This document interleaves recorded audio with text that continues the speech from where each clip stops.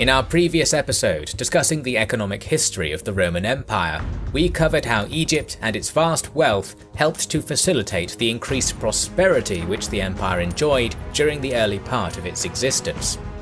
While the great fertility of the Nile region and the desert's plentiful mining resources undoubtedly played a part, the greater factor was trade. The well-managed Egypt began to function as a conduit for massively prosperous trade to and from the east.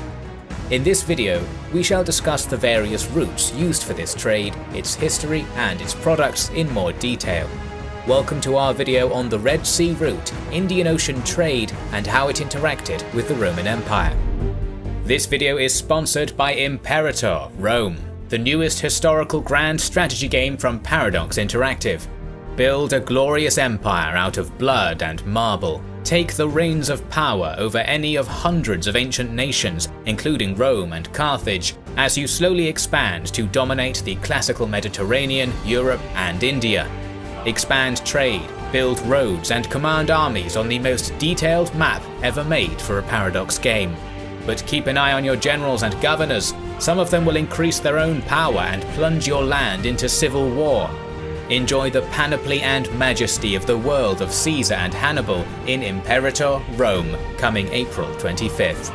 You can support our channel by buying the game via the link in the description. The Indian Ocean was central to the economy of the ancient world.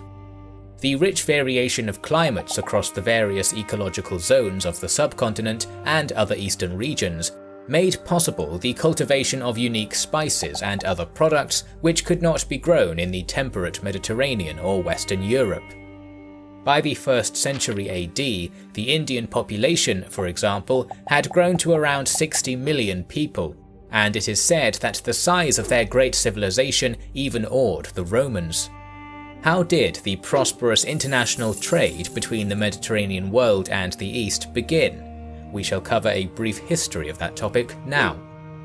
The Red Sea became prominent in ancient Near Eastern trade during pharaonic rule in ancient Egypt, when the kingdom's rulers launched expeditions into it to make contact with a land known as Punt, which was known to be a land of plentiful incense.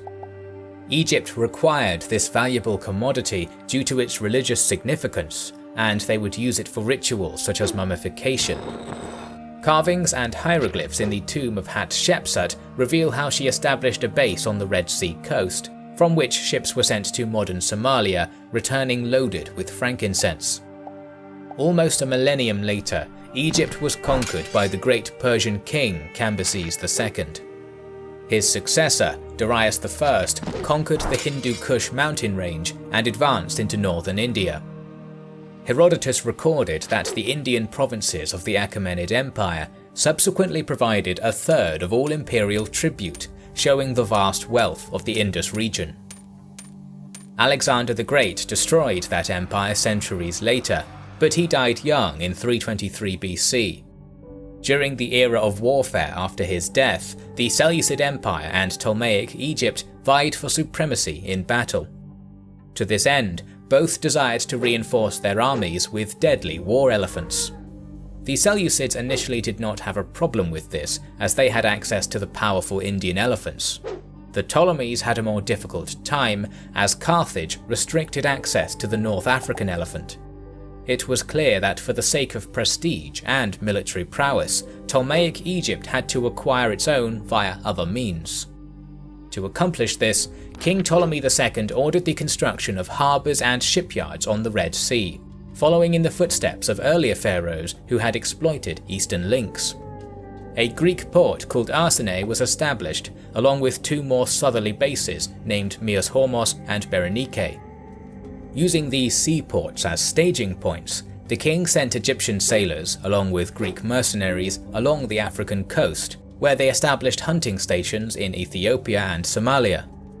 When captured elephants were transported by sea back to Berenike, they were moved inland to the Nile River, a 2-week-long trip inland. During this long journey, the caravans of animal handlers and guards often sheltered in caves or under rock formations to avoid the vicious desert heat of the daytime. They would often leave graffiti in these shelters, scratching their names or drawing the animals they were transporting. For example, an Indian mahout or elephant handler named Sophon asked the Greek god Pan for a safe journey. When they reached the Nile, the beasts were taken aboard barges and transported north on the river to the Ptolemaic heartland. However, by 200 BC, the fading threat of Seleucid military superiority prompted the Ptolemies to abandon their hunting operations. Nonetheless, the infrastructure on the Red Sea remained in place and allowed merchants to capitalize and make profits from Red Sea trade. In 118 BC, an Egyptian patrol ship discovered the shipwreck of a merchant vessel with only one survivor, an Indian sailor. After being taken aboard, he was spirited away to the court of Ptolemy VII and was treated well, apparently learning Greek during his stay.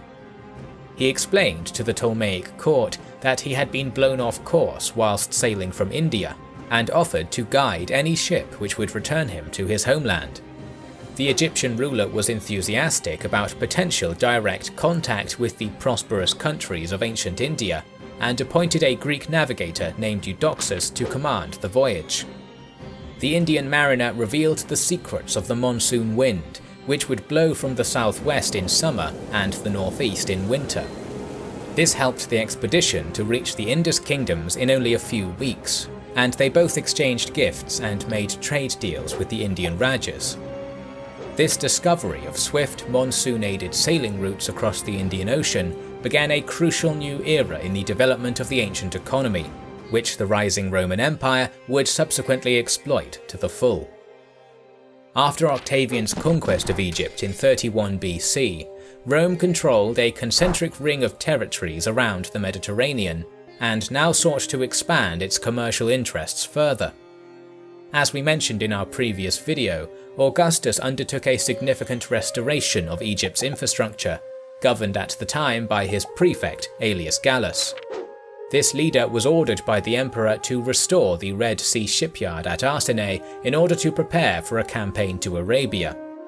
While this ended in disaster, the restoration of harbour facilities allowed Roman merchants to take advantage and build dozens of new commercial vessels with which to undertake new ventures to India.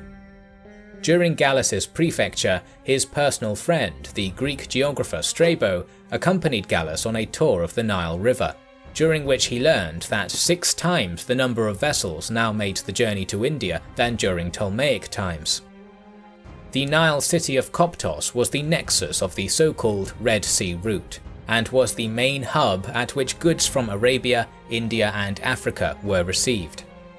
Roman officials and agents consequently had their headquarters there in order to extract the required taxes. To reach this city by ship on the Nile from Alexandria took 12 days, as the journey was almost 400 miles. From Koptos, merchants and other travellers would join overland caravans bound for 2 main Red Sea ports, Berenike and Myos Hormos. Myos Hormos was closer to Koptos, but often had unfavourable sailing conditions, whereas Berenike was further away, but its winds were less tempestuous. The caravan routes leading to these jumping-off points were simple tracks marked by cairns made of stone. The previously dire danger of mountain bandits was reduced when Augustus constructed watchtowers and garrison outposts to protect the trade routes. Contingents of Roman soldiers would even escort some of the larger caravans to their destination. This would protect valuable trade and increase merchant confidence, but this was not the only factor which drove the Romans to protect the routes. Supplies for and resources from the valuable stone quarries, emerald mines and gold veins passed through them, which were crucial to increasing Rome's prosperity. At the end of the voyage were the 2 aforementioned main Red Sea ports, Berenike and Myos Hormos. The latter was the favoured base for outbound voyages to India, and it was from here that over 120 merchant vessels per year sailed during the prefecture of Aelius Gallus in the Augustan era. The city's harbour had a strong, winding entrance which would function as breakwaters, protecting docked ships. The size of the port was exemplified in 25 BC, when Gallus brought his army back from Arabia. the prefect managed to land his entire 100+ strong fleet of ships at Myos Hormos. The town itself was focused on the trade which ran through it. Workshops connected to shipbuilding and the shipping industry, along with workshops for naval repair and temporary lodgings for traders, were all common. On the outskirts was also a large enclosure, which possibly functioned as part of a caravanserai, a rest stop for merchants and their precious camel mounts. 180 miles and 5 sailing days south of Myos Hormos was Berenike. This larger port town served as an important administrative centre for the Roman government in Egypt. Its harbour facilities had degraded under the Ptolemies, but were restored during Tiberius's reign to enable long-term docking facilities. This appears to have had its intended effect, as the Nicanor archive reveals to us that commercial enterprises based in Koptos were making plentiful outbound deliveries to the coastal city. An increase in the graffiti on the route from Koptos to Berenike dating to this period also confirms the rise. This was all intended to facilitate trade from the Indian Ocean, into which hundreds of Roman ships would venture in order to reach distant kingdoms in Africa, Arabia, and India itself. Trade with India alone pumped more than 1 billion sesterces worth of taxable Eastern goods into Roman territory every year. The revenues raised by these taxes contributed to the cost of the professional army, which secured Roman dominance and ensured the Pax Romana. In addition to adding vast quantities of wealth to the imperial treasury, Eastern goods transformed Roman culture by offering unprecedented new food flavourings, perfumes, jewellery and clothing fashions, luxuries which had never before been seen by the often austere Romans. Many senior aristocrats, such as Pliny, viewed the growth of this international trade with incredible pride. He stated that, "No one can deny that life has been advanced by the interchange of commodities in this partnership of peace." However, Eastern trade also brought new risks to Roman structure, which risked its long-term stability. The unique environmental and geographical conditions in which imported Eastern products, such as incense and spices, were grown, meant that the empire had no equivalent export with which to meet the cost. Therefore, in order to sustain the Eastern trade, Rome had to ship vast amounts of bullion to pay for the Eastern products. Pliny again comments on this troubling state of unbalance. Both pepper and ginger grow wild in their respective countries, but we buy them using so much gold and silver. In order to examine the rich contents of the Eastern trade in more detail, we shall look at the Hermopollon, which was briefly covered in our previous episode.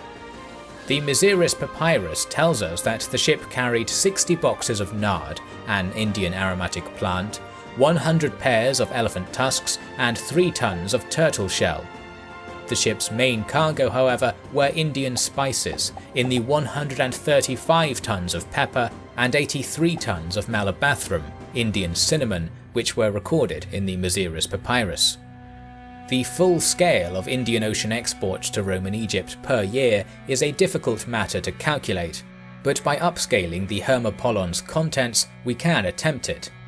Assuming Strabo's 120 merchant ships, the Red Sea ports could have been receiving 16,000 tons of pepper and cotton worth 556 million sesterces, 10,000 tons of malabathrum and other spices worth 158 million sesterces, 50 tons of nard worth 32 million sesterces, 576 tons of ivory worth 60 million sesterces, and 360 tons of turtle shell worth 18 million sesterces per year.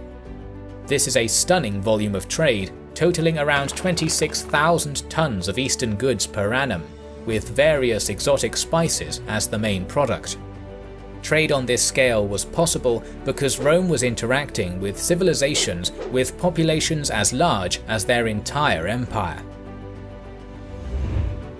We are planning to make more videos on the Roman economy, so make sure you are subscribed to our channel and have pressed the bell button. We would like to express our gratitude to our Patreon supporters and channel members who make the creation of our videos possible. Now you can also support us by buying our merchandise via the link in the description. This is the Kings and Generals channel, and we will catch you on the next one.